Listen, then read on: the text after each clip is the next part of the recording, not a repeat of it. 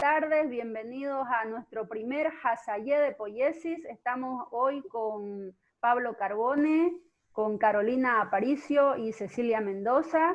Carolina Aparicio desde Chile nos acompaña para hablar un poco en torno a la temática que nos convoca hoy junto a Cecilia Mendoza. ¿Y cuál es la temática? La temática es desafíos y oportunidades del sistema educativo en el mundo hoy. Ya sabrán lo que eso significa. Pablo Carbone nos ha preparado una batería de preguntas ahí para referenciar y guiar esta conversación. ¿Cómo estás, Pablito? Muy bien, Claudia.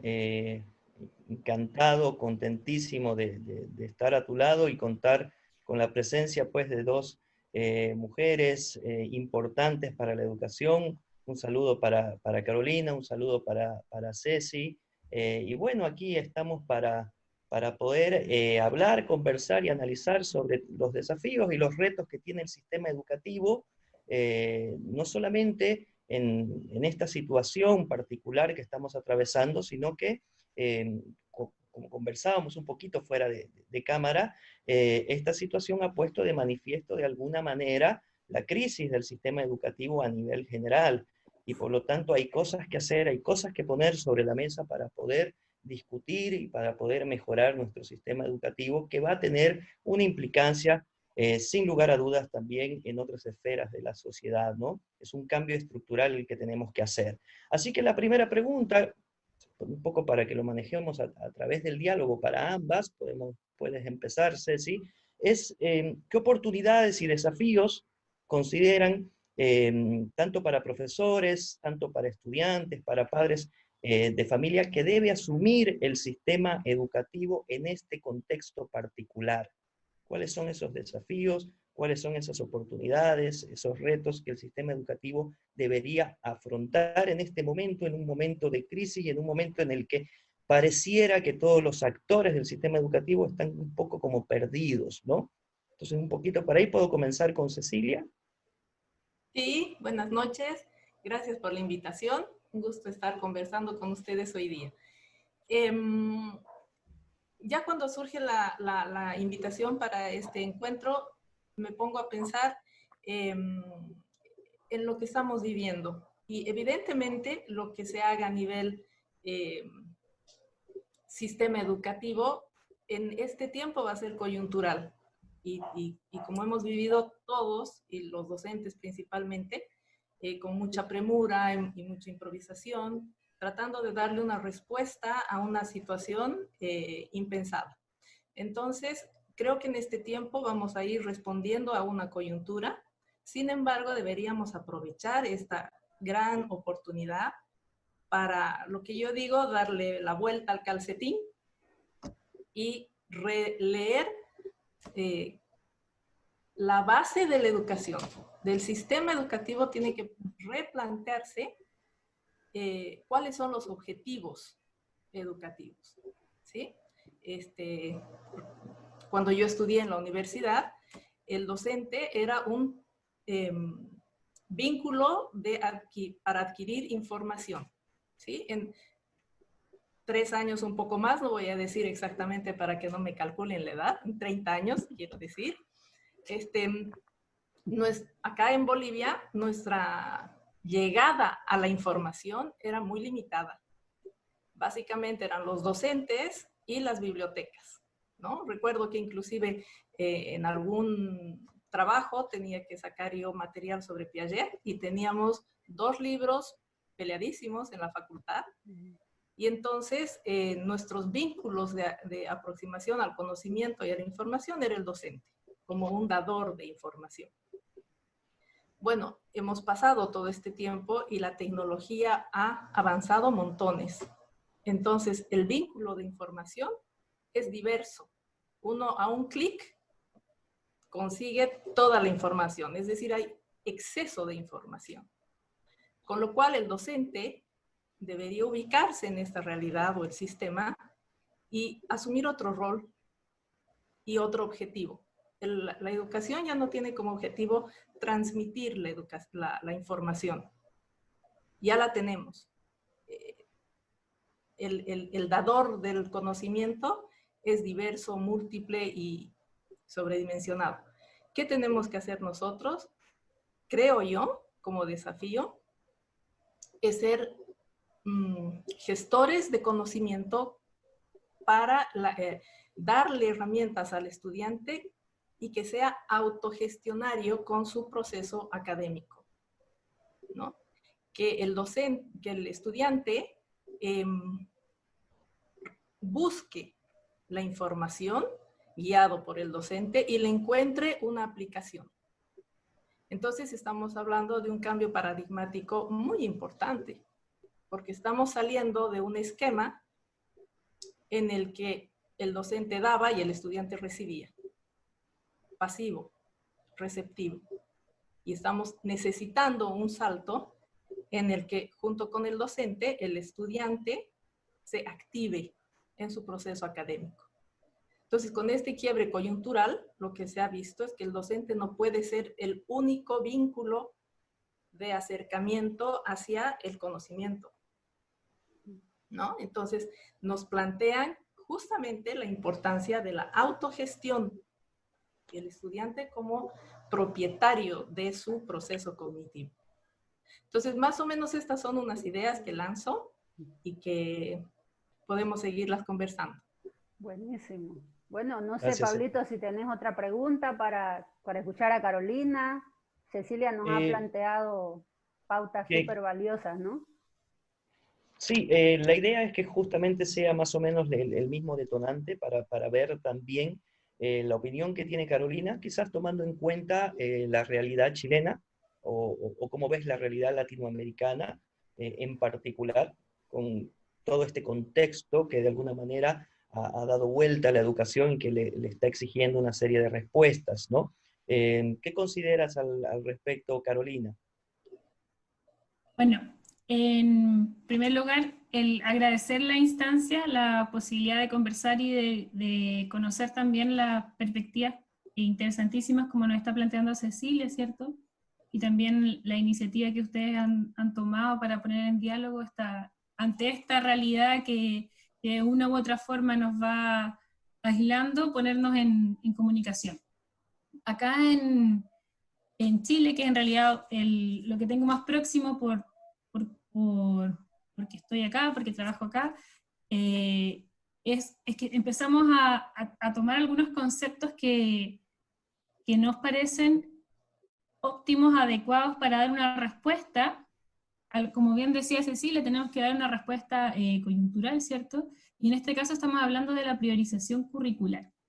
Y cuando yo veo este concepto que ha sido tomado, la priorización curricular, como una forma, una invitación a las escuelas a poder ver qué es lo relevante, qué es lo fundamental para que se transmita de la forma en que cada comunidad puede hacerlo, ¿cierto? Necesariamente está el vacío que también plantea Cecilia, o sea, es el docente el que tiene que apoyarse en esta selección de contenido, en esto que se denomina como relevante para poder finalizar el año, y el docente en qué medida, en qué aporta, cómo él entra como individuo, ¿cierto?, a esta nueva relación con este conocimiento un poco más urgente, aquello que es fundamental para terminar el año, se ha dicho en algunos casos. Nosotros estamos con clases en muchos colegios en modalidad virtual, es decir, clases por Zoom o por WhatsApp, o algunos hasta por radio, de la forma en que cada comunidad pueda. Y eso necesariamente nos obliga a mirar esto como una realidad en la cual no sabemos qué es lo importante, porque hay un conocimiento último que al parecer requiere de que el docente haga este proceso reflexivo, no solo de qué es lo que tengo que lograr que el otro aprenda, sino que también cómo yo me posiciono frente a este nuevo escenario de aprendizaje o de encuentro. Entonces, nuestra realidad tiene estos elementos que son orientadores, ¿cierto? Pero también tiene, como yo les decía también fuera de cámara, los elementos que nos van generando nuevas preguntas. Y ahí a mí en realidad me surgen varias preguntas porque finalmente aquel docente que le toca trabajar, hacer docencia con estudiantes chiquititos o adolescentes, incluso en las universidades, ¿en qué medida este docente está, en qué condiciones humanas y tecnológicas está para poder enfrentar esta situación?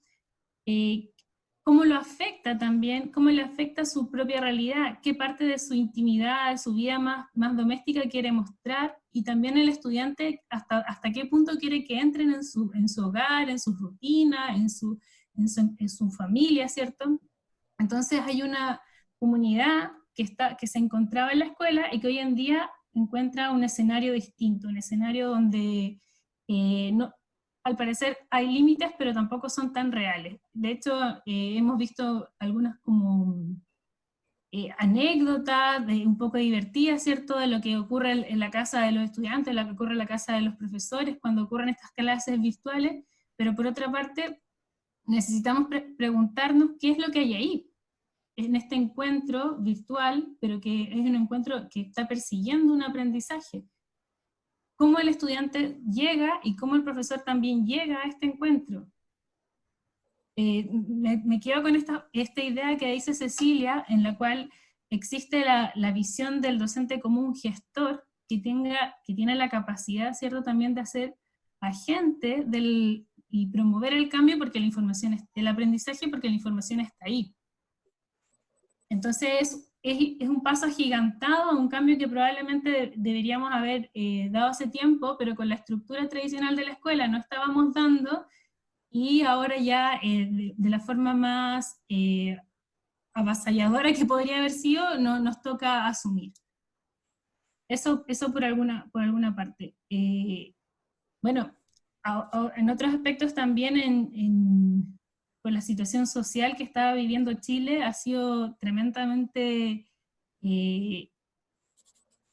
difícil de proyectar cómo esto va a ir resolviendo o vinculándose a otros cambios que ya nosotros estábamos implementando. Por ejemplo, en Chile se estaba volviendo a un modelo de gestión de la educación en la cual la educación vuelve a ser estatal, que la educación pública es financiada por el Estado, pero administrada por los municipios, y hoy en día volvía a ser del Estado en su gestión, a través de unos organismos que se llaman servicios locales. Pero finalmente, ante esta situación tan crítica, son las municipalidades las que conocen más el entorno y las que saben también cómo atender a las comunidades en primera instancia. Entonces, esta dinámica de lo local y lo estatal como más amplio, ¿cierto?, viene a ser una tensión que se le suma a un proceso de cambio que ya se está instalando en Chile. Entonces hay múltiples situaciones por donde ir abordando esto y múltiples tensiones que van emergiendo. Muy bien. Tú me preguntas a mí, como oportunidad y desafío, yo creo que el desafío 1 es reflexionar. O sea, esta acción urgente que estamos haciendo nos obliga a reflexionar. Nos obliga a reflexionar sobre qué es lo importante de enseñar, de aprender, qué es lo importante de cómo también yo abro el espacio más íntimo, mi casa, ¿cierto?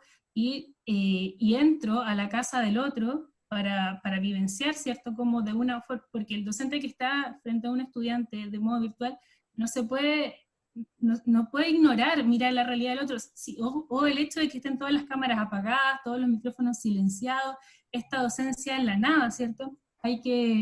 Necesariamente tenemos que reflexionar y cuestionarnos sobre esos elementos, y finalmente también cuestionarnos cuáles son el rol de las organizaciones locales, de los gobiernos locales, y cómo ellas son la primera instancia de apoyo y de construir y de apoyos para la comunidad. Sí, muy bien. Una acotación. Yo creo que lo que estamos viviendo es la evidencia de una concepción educativa caduca que no ha logrado enfrentar los desafíos de nuestro tiempo, ¿sí? Entonces, ¿por qué se cuestiona tanto y es tan difícil para el docente en este momento, como decía Carolina, sobre la priorización de los contenidos? ¿Por qué es difícil? Porque estamos eligiendo qué temas son relevantes y qué temas no son relevantes, ¿sí?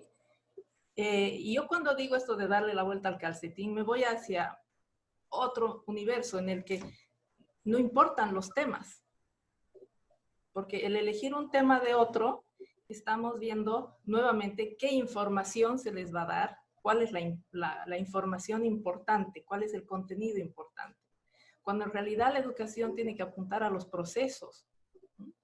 El proceso, el estudiante tiene que aprender a buscar información, tiene que depurarla, tiene que seleccionar lo que es importante, tiene que volverse más activo, ¿sí?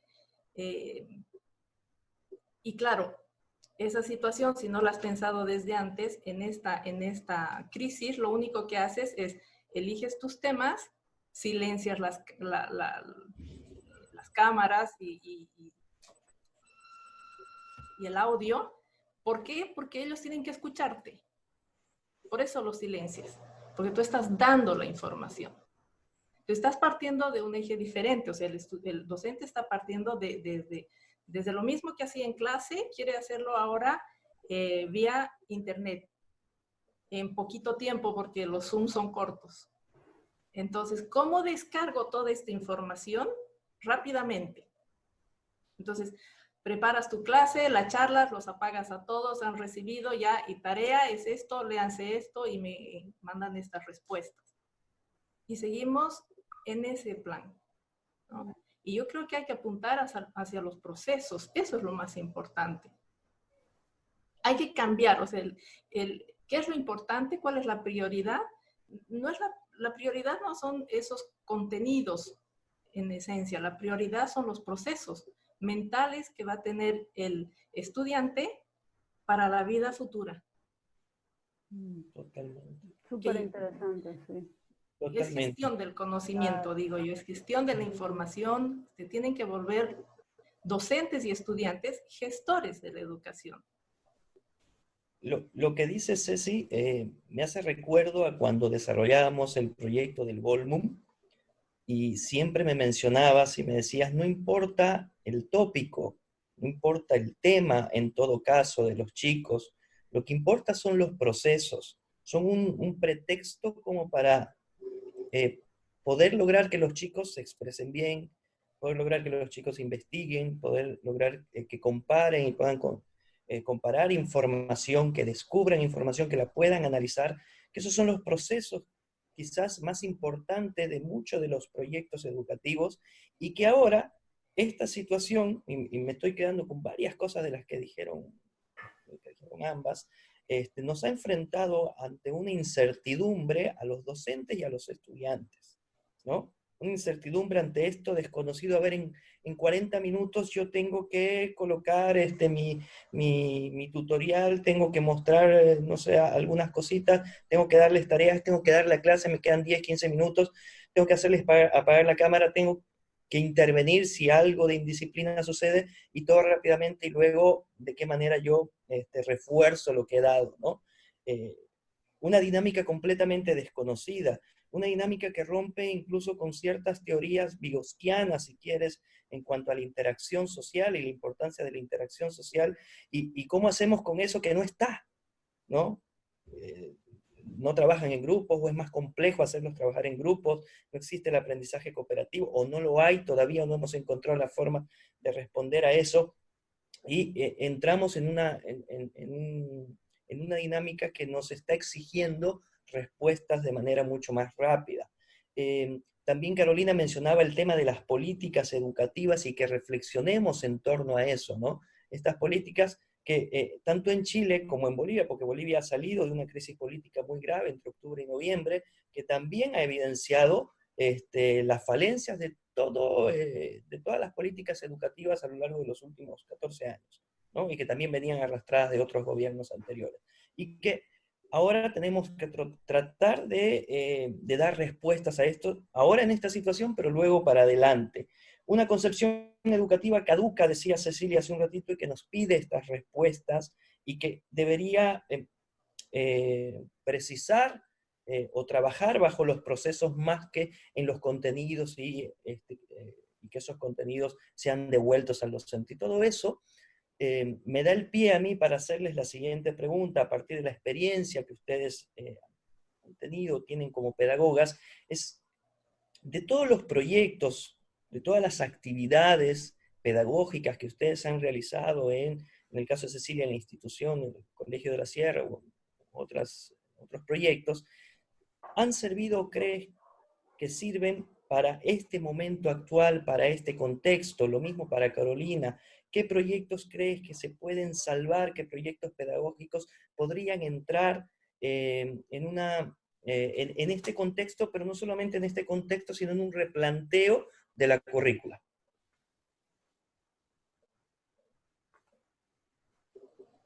Puedo empezar ahora con Carolina. Bien.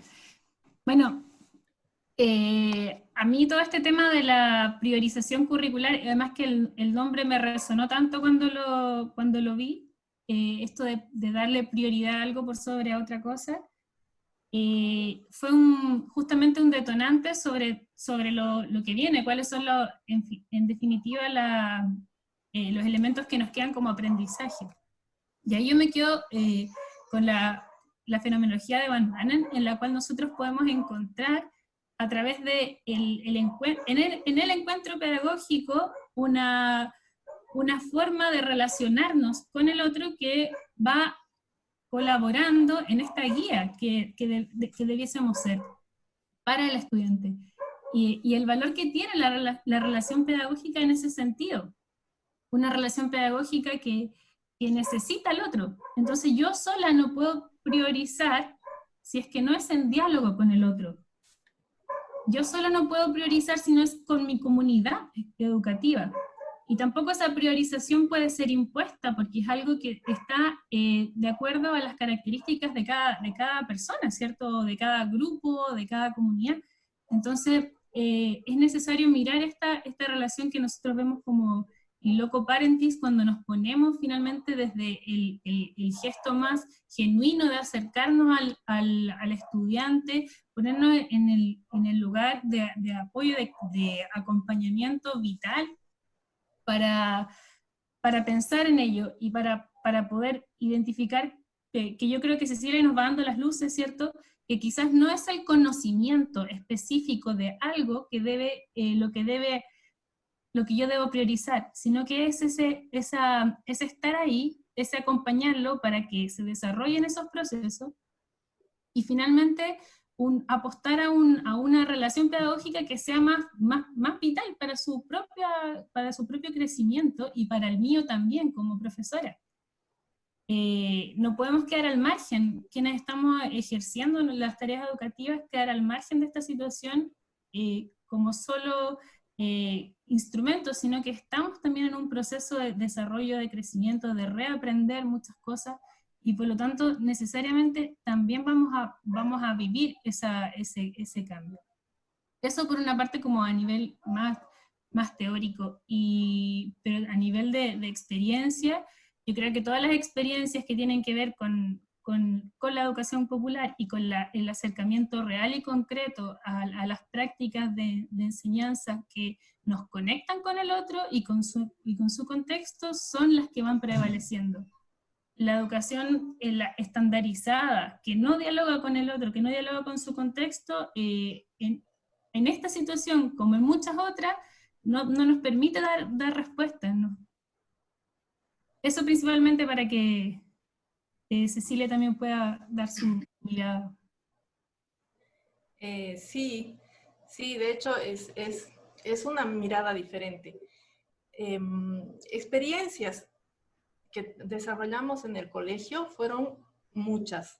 Empezamos a implementar diferentes proyectos en diferentes áreas en las que, como decía Pablo, el contenido no era el relevante, sino el proceso de cómo llegaban utilizar ese contenido, ¿sí? Y tuvimos también la experiencia de un sistema que era una metodología diferente en aula, de repente no tan diferente, porque ya venía de algunas ideas que las pasamos, qué sé yo, en los 70s, por ahí. Bueno, este era un sistema que nosotros lo desarrollamos en primera instancia con una profesora, la profesora de biología, Vania Arce, excelente profesora, y surge la idea de decir, ¿y por qué no en el aula, en lugar de dar la clase, generamos un instrumento que le permita al estudiante llegar a los contenidos, pero desde otra perspectiva? Entonces, a esto lo llamamos módulo, que en realidad venía de una carpeta en la que íbamos incorporando una serie de actividades en dependencia del contenido para que el estudiante vaya armando, vaya buscando las respuestas. Entonces, era como una hoja de ruta, ¿no?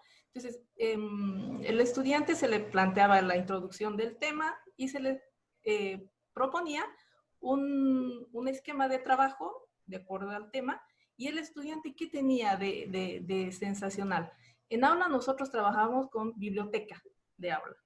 Entonces, si estábamos viendo biología de cuarto de primaria, teníamos 2 ejemplares de cada libro según diferentes editoriales. Entonces, ¿qué hacía el niño? Iba, buscaba el material, que teníamos otras enciclopedias también que acompañaban. Entonces, él iba buscando con cuál iba a trabajar. Y cuarto de primaria, quinto de primaria, empezaban a elegir cuál era el material que le parecía más interesante para resolver la propuesta que se le hizo. Entonces, no se le enseña con un libro, con un texto de aula, se lo enfrenta, se lo aproxima a diferentes abordajes del mismo tema. Y entonces en eso ellos buscan qué es lo que mejor les viene y eligen, y notoriamente se veían algunos libros más desgastados porque eran los más claros para estos niños. Como decía, este sistema que lo habíamos implementado en primera instancia en una materia, la fuimos pasando a otras 3 materias y subimos de grado, ya empezando en cuarto de primaria, terminamos en sexto de secundaria, y los docentes que se animaron a lanzarse con esta metodología fueron los que se sumaron más fácilmente. ¿Qué hacíamos nosotros con este proceso? Que para mí es lo más importante que deberíamos hacer. Es darle al estudiante la capacidad de elegir y trabajar con la información que se le presenta. O sea, el acceso al conocimiento no puede entrar por una sola vía, que es el actual texto de aula, ¿no? ¿Qué poníamos en este ejercicio pedagógico? Cambiábamos. No era lo más importante, vuelvo a decir el tema, sino el proceso en el que ellos conformaban su aprendizaje. Entonces, el docente le daba una hoja de ruta, dándole las pautas, preguntas, dependiendo de los resultados del tema con el que quería avanzar. Entonces, el estudiante se volvía un sujeto de su aprendizaje, trabajaba a su ritmo, se enfrentaba a diferentes vínculos de información, cotejaba esa información con sus compañeros, cuál era el libro más adecuado, cuál era la fuente de información que mejor le servía. El estudiante, tenemos estudiantes que tienen capacidades diferentes, entonces hay el que es más visual, prefiere agarrar el texto con más dibujitos. Pues hay otro que prefiere leer un texto simple y a partir de eso generar su respuesta y su conocimiento. Una vez que el estudiante terminaba este ejercicio, se homogeneizaba el criterio entre todos para que si alguno se hubiese equivocado en la búsqueda, en esta plenaria en conjunto, junto con los compañeros y el docente, entonces hacía los ajustes a sus definiciones y a sus conceptos y se pasaba de página. Y así vamos avanzando los diferentes temas. ¿Cuál es la significancia de este trabajo? Es nuevamente darle al estudiante la opción de él gestionar su conocimiento. Y el docente lo que hace es darle esta hoja de ruta, ¿no? Busca esto, busca este concepto, arma un mapa conceptual de este tema. ¿Qué entendiste por esta situación? O sea, solo se les da preguntas, se les invita a hacer alguna actividad, dependiendo del tema. En biología, un tema puede ser, no sé, las plantas, y entonces acaban haciendo un herbario. En el otro tema, ecosistemas, es mejor que termine con un mapa conceptual, en fin. Entonces, damos nosotros la opción de que el estudiante se vaya volviendo no solo en constructor de su conocimiento, sino en un crítico constructor de la información que recibe. Lee diferentes vínculos y a partir de esa lectura genera él sus preferencias y su conocimiento. Si nosotros siguiéramos y generalizaríamos esta práctica, tendríamos ciudadanos activos, críticos, que puedan manejar todo tipo de información que reciban. Nos vendría muy bien para esta época de pandemia en la que no sabemos ya si es la cloroquina, si es el bacterol, o qué nos dice uno, que si esto es creado o no creado. Tendríamos como algunos filtros que nos enseñen a leer la realidad. Entonces, si se fijan, no importa el contenido, porque el contenido no sé, las plantas, los animales, etcétera, están en el internet, a un clic. Pero lo que no nos va a dar el internet, y sí nos va a dar el docente, y sí nos va a dar la escuela, es el ejercicio de buscar información. Es el ejercicio de elegir, de escuchar a los compañeros y corroborar con el otro si lo que yo he entendido va por buen camino. Entonces, el aprendizaje en ese momento es muchísimo más importante que memorizarse el aparato digestivo, las partes del aparato digestivo, por decir una cosa. Porque esa información va a estar siempre en internet. Uno pone y ahí aparece. Pero cuando uno pone un tema y aparece una serie de opciones, lo que tiene que hacer el estudiante es elegir, valorar y depurar esa información. Entonces, esos procesos son muchísimo más importantes que la seguidilla de temas con los que los enfrentamos permanentemente a los estudiantes. Muchísimas gracias, Ceci, por darnos esta descripción tan minuciosa y valiosa de lo que implica el proceso educativo. Realmente el programa, el sistema de los módulos impactó mucho el modo de ser del profesor, porque también el profesor tenía que atravesar un proceso de búsqueda, de investigación, de validación, de discernimiento sobre qué información corresponde socializar en esta materia, en este tiempo determinado. Entonces, con Pablo Carbone, de alguna manera, a través de esta experiencia pedagógica que vos como directora académica nos induciste a realizar desde tu tiempo de directora académica en el Colegio Internacional de la Sierra, dio lugar a que hace 2 años atrás elaboráramos junto con Pablo Carbone un manual para profes fuera de la caja,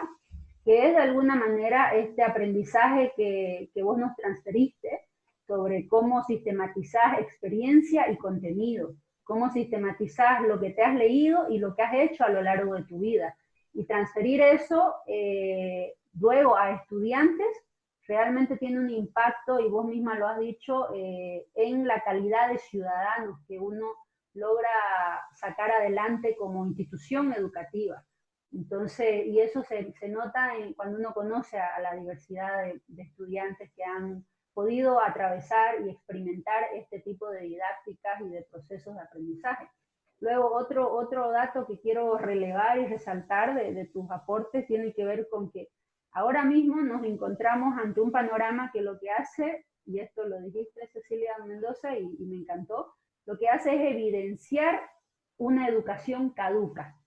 O sea, el estado en el que estamos ahora, la situación llamada COVID-19, o la situación estallido social en el caso de Chile, como le han llamado a la situación de cambios políticos y demás, o la situación de irregularidad en el proceso democrático que vivimos en Bolivia el año pasado, todo el proceso político que se está viviendo hoy, todos estos procesos coyunturales, políticos, sociales, históricos, de alguna manera evidencian que algo no va más. Y lo has dicho vos, Cecilia Mendoza, con una claridad y con una precisión. Yo quiero resaltar algo que Carolina Aparicio, que nos acompaña hoy, dijo y desarrolló en nuestro primer Hasayer, y que creo que es la oportunidad que tenemos. La oportunidad que tenemos es reflexionar. ¿Qué es lo importante ahora para nosotros como personas, para nosotros como profesores, para nosotros como tías, tíos, como padres, como madres? Carolina desarrolló mucho el ámbito de la escenografía. Cambiamos de escenografía. Antes la escenografía donde ibas y aprendías era el colegio, la institución educativa, la universidad, había un desplazamiento físico del cuerpo para llegar y obtener los contenidos o el aprendizaje, entre comillas, todo esto. Y Carolina Aparicio hace referencia a este cambio de escenografía. Y me encantó eso que dijo Carolina Aparicio. Este cambio de escenografía que nos lleva a preguntarnos qué está pasando en el hogar del otro. Nos lleva a destapar realidades que a veces eran o quedaban solo en la intimidad del hogar, en la intimidad de la casa, en la intimidad del barrio, y que también afectan los procesos de aprendizaje del niño. Pero claro, como antes el niño o el joven o la persona, cualquiera sea su edad, llegaba, estábamos todos en un mismo escenario para montar la obra teatral llamada módulo 5 de tal materia. Ahora la escenografía es otra, y en esa escenografía, a través de estas pantallitas, que cambian también la estética del sistema en todos los sentidos, podemos entrar en el mundo del otro, podemos ahondar en el mundo del otro. Hay brechas digitales que no se resolvieron. Con los objetivos del milenio del 2015 no se resolvió la brecha digital del mundo. Con los objetivos de desarrollo sostenible 2030, estamos a una vuelta del 2030, no se ha resuelto la brecha digital. Pero además no solo la brecha digital, hay una brecha enorme en cuanto a procesos de alfabetización y de comprensión profunda de lo que es leer. Y tanto Carolina como Cecilia, que nos acompañan hoy, han hecho referencia a ese proceso. Leer no es solo decodificar el alfabeto, sino tomar decisiones, discernir qué información es válida y qué información no. Saber buscar, decía Cecilia. Y cómo hay metodologías, como la que nos describió Ceci del módulo educativo, que posibilitan ese saber buscar. Entonces tal vez ha llegado el momento, ya que estamos frente a tantas evidencias de que algo no va más y algo ha caducado, la terapia de shock viene a decirnos, a ver, reaccionen, balde de agua fría. Entonces, lo que pasa en el mundo del otro, que decía Carolina, la brecha digital no se ha resuelto. Hay muchos que no terminan de entender cómo acceder a una clase virtual en muchos lugares. El Internet, el nivel de conectividad a lo largo y ancho del planeta, no es el mismo. En el caso boliviano, la conectividad se cae de un rato para otro. hubo una inversión carísima sobre un satélite en la gestión anterior del gobierno boliviano y no se resolvió el asunto de la conectividad. Pero además no solo eso, en el caso de las zonas rurales, hace unos días salió en el diario Litoral, en una zona de Santa Fe, Argentina, los padres tienen dos brechas. La alfabetización, porque no saben leer y escribir, y los datos de su teléfono no alcanzan para que su hijo acceda a la explicación del profesor. El padre de esos niños no puede colaborar de ninguna de las dos formas, con las tareas que le mandan, o con la necesidad educativa que tiene. Entonces, a nivel de política, a nivel estructural, nos encontramos frente a una desigualdad social educativa que siempre estuvo ahí. Carolina hizo referencia al tema de la privatización de la educación. En el caso chileno hemos tenido a los pingüinos, la revolución de los pingüinos, que estrujó esto en la cara de América Latina. En el caso, porque claro, Chile a nivel estructural dice que es parte de los países de la OCDE, es decir, el club de los países ricos, pero detrás de esa vestimenta hay una serie de desigualdades que con el estallido social del año pasado salieron a la luz y ahora con la crisis sanitaria que vivimos a nivel mundial también. Entonces, a nivel América Latina estamos experimentando una serie de evidencias. Me encantó lo que mencionó Ceci. Y lo que menciona Carolina, estamos frente a una posibilidad para reflexionar sobre qué es lo importante, hacia dónde queremos ir de aquí para adelante. O sea, si vamos a sobrevivir a esto, ya va siendo hora de que lo hagamos diferente. Entonces, para eso es este espacio, este Hasayer, con Pablo, con Ceci, con Carolina. En las próximas reuniones Cecilia nos va a estar acompañando en otros momentos también con algunas preguntas que ella tiene para hacerle a otros invitados que vamos a tener. Y bueno, si Carolina se entusiasma después de este primer encuentro, también bienvenida a ser una de las preguntadoras en nuestros próximos capítulos. Y espero que los que nos escuchan disfruten y se animen a hacer preguntas, a comunicarse con nuestras invitadas de hoy, a que sigamos desarrollando estas dos acciones que nos invitan ahora Carolina y Cecilia a realizar. La primera, la de no perdamos el sentido creativo, el espíritu creativo, hoy más que nunca, para generar nuevas posibilidades o tal vez posibilidades que ya se generaron, afianzarlas más, como la experiencia que nos compartió Cecilia en el Colegio de la Sierra, en sus años de directora académica, o reflexionar, lo que nos menciona Carolina, reflexionar, ver oportunidades, ver posibilidades, ver este salto cuántico que ya va siendo hora que demos. No sé si cada uno quiere decir algo para la audiencia y vamos acercándonos al cierre de este Hasayer. Ha sido lindo recoger estos frutos en este camino, en esta red virtual. Yo agradezco a Carolina, a Pablo y a Cecilia por este espacio. A ver, Claudita lanza un montón de ideas y cada una de ellas serían 3 de estas reuniones, ¿sí? Porque son importantísimas. Quiero desarrollar un poco la brecha digital, que se va a plasmar en una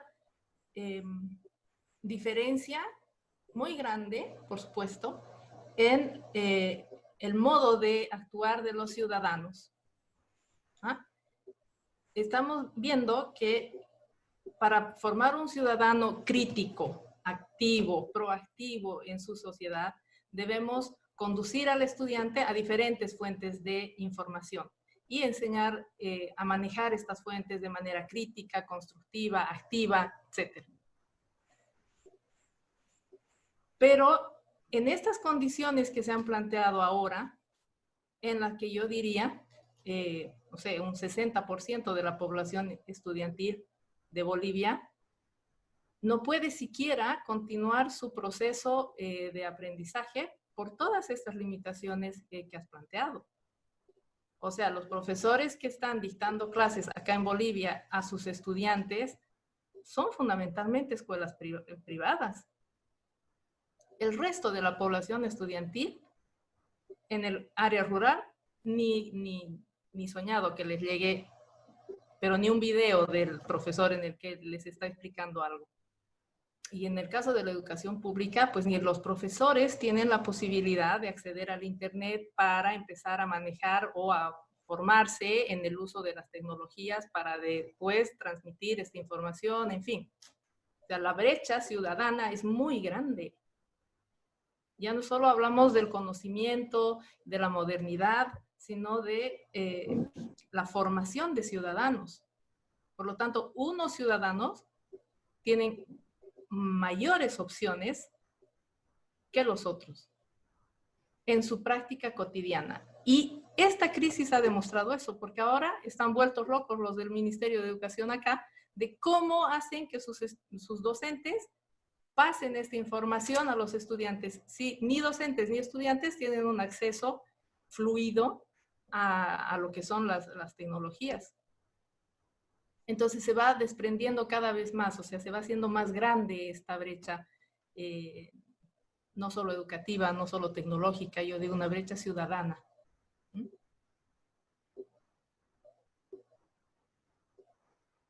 Sí, bueno, Claudia, que también está conociendo muy bien la realidad chilena, sabe la desigualdad que justamente se ha vislumbrado en esta situación en la cual algunos tienen acceso a estas clases no presenciales, pero sincrónicas, asincrónicas, con distintas modalidades, ¿cierto? Y muchos otros no. Y entonces es necesario que veamos también hacia qué desigualdades va a reproducir o qué distancias van a aumentarse en la medida en que algunos quedan más al margen de lo que ya estaban. Es necesario que retomemos todas estas problemáticas, pero también que guardemos la necesaria vinculación con el otro, que es lo que yo también traté de enfatizar, de que finalmente lo pedagógico es una relación que construimos con el otro, con nuestro estudiante, y en alguna medida estos procesos, esta crisis, ¿cierto?, tienen que ayudarnos a volver a ese lugar, a esa relación que construimos con el otro y que nos permite hacer de palanca para que se desarrolle. Necesariamente tiene que ser el docente, la escuela, una palanca para que se desarrolle y logre su aprendizaje, pero como tú dices, las metodologías activas son esencialmente un proceso que nos va a permitir cambiar la educación en términos generales, pero también el contacto con el otro, entendiendo que no puede haber contacto en estos contextos, pero sí lo emocional, la forma en que realmente llegamos a conectar con el otro, a sentir y a vincularnos emocionalmente con él, porque esa es la otra parte que no hemos abordado hoy en día, pero que es la otra parte que nos va a quedar en deuda con esto. Lo que emocionalmente nos va pasando a todos con esta situación de crisis sanitaria, pero que es una crisis en muchos sentidos donde se agudiza la pobreza, se agudizan las desigualdades, se agudizan un montón de situaciones que nos van a remover y emocionalmente vamos a necesitarnos los unos a los otros para contenernos. Entonces, ese encuentro emotivo también hay que fortalecerlo y darle prioridad para que, como dice Claudia, si sobrevivimos, por lo menos tengamos la fortaleza de saber que al lado de nosotros tenemos a un par, un compañero, una compañera que va a estar igual que nosotros, tratando de acompañarnos y de ser mejores ciudadanos o ser mejores comunidades. Muchísimas gracias, Carolina. Muchísimas gracias, Cecilia, por todas estas ideas, por tratar de analizar toda esta situación. Me quedo con dos cosas: reflexionar la práctica educativa, reflexionar las políticas educativas, algo que planteaba Carolina, priorizar la currícula, priorizar los procesos por sobre los contenidos, algo que planteaba también Cecilia y que también lo mencionaba Carolina. Creo que son dos conceptos, dos elementos que son vitales para este momento y que hay que ponerlos sobre la mesa, ¿no? Y repensar todo nuestro sistema educativo. Muchísimas gracias a las dos, realmente los aportes valiosísimos. Gracias, querida Claudia, por permitirme ser parte de esto, de este proyecto que arranca hoy, pero que va a continuar la siguiente semana, el siguiente sábado ya vamos a darle la sorpresa de quienes nos van a acompañar. Invito a todas las personas que se van a ir conectando, que vayan compartiendo todo esto que estamos queriendo hacer, este juego que empezamos a desarrollar con Claudia. Lo vemos así, ¿no? Gracias a ambas.